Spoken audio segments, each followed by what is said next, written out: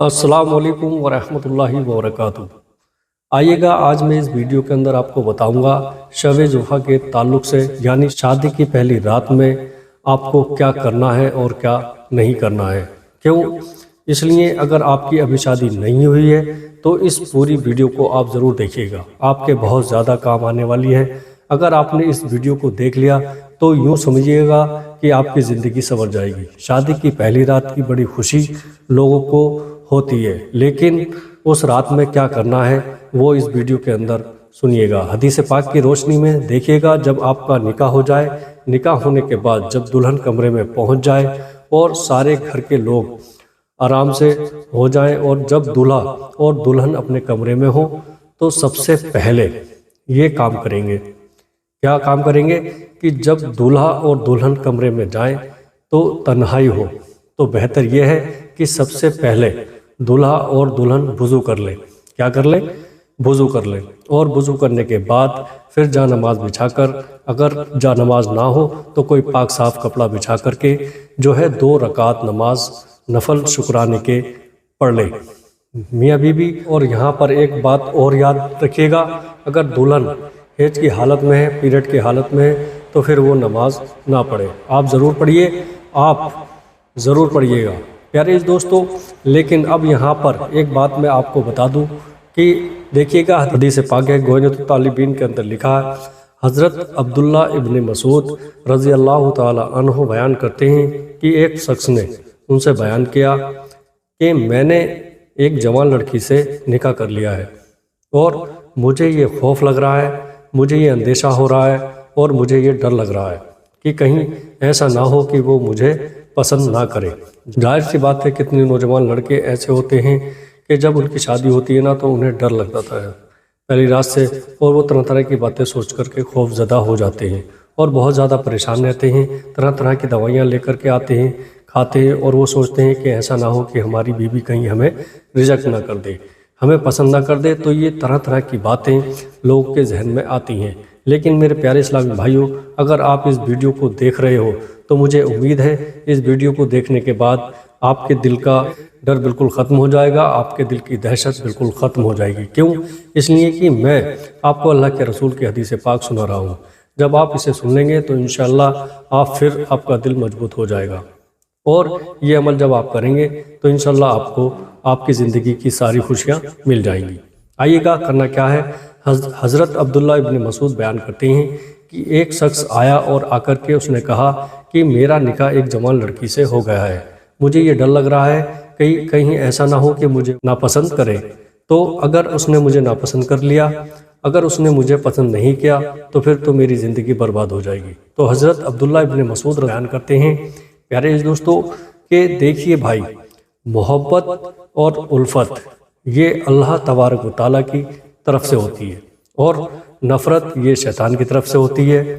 پیارے عزیز دوستو، کس کی طرف سے ہوتی ہے؟ شیطان کی طرف سے ہوتی ہے۔ لیکن جب تم اپنی بیوی کے پاس جاؤ تو سب سے پہلے اس سے تم یہ کہو کہ وہ تمہارے پیچھے 2 رکعت نماز نفل شکرانے کے پڑھ لے۔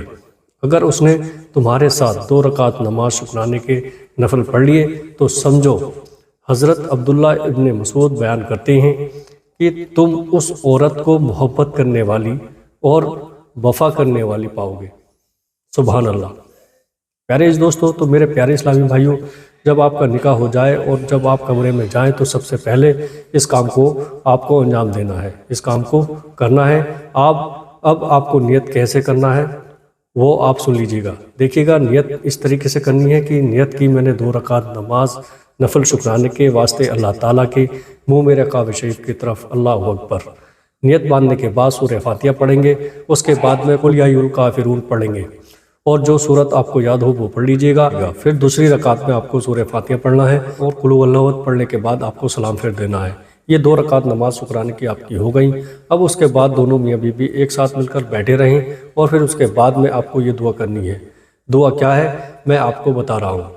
دعا اس طریقے سے کرنا ہے، دونوں ہاتھوں کو پھیلائیے گا کہ بعد میں کہیے گا، اے اللہ پروردگار، اے کائنات، اس طریقے سے آپ کو دعا کرنی ہے۔ اے مالک و مولا، تیرا شکر ہے اور احسان ہے، تیرا شکر اور احسان ہے کہ تو نے ہمیں یہ دن دکھایا اور ہمیں اس خوشی اور نعمت سے نوازا، اور ہمیں اپنے پیارے حبیب صلی اللہ تعالیٰ علیہ وسلم کی سنت پر عمل کرنے کی توفیق عطا فرمائی۔ پیارے دوستو، اللہ ہماری اس خوشی کو ہمیشہ اس طریقے سے قائم رکھ، ہمیں میل ملاپ، پیار محبت کے ساتھ، اتفاق اور اتحاد کے ساتھ زندگی گزارنے کی توفیق عطا فرما۔ اے مالک و مولا، اے پروردگار، اے رب قدیر، ہمیں نیک صالح فرما بردار اولاد عطا فرما۔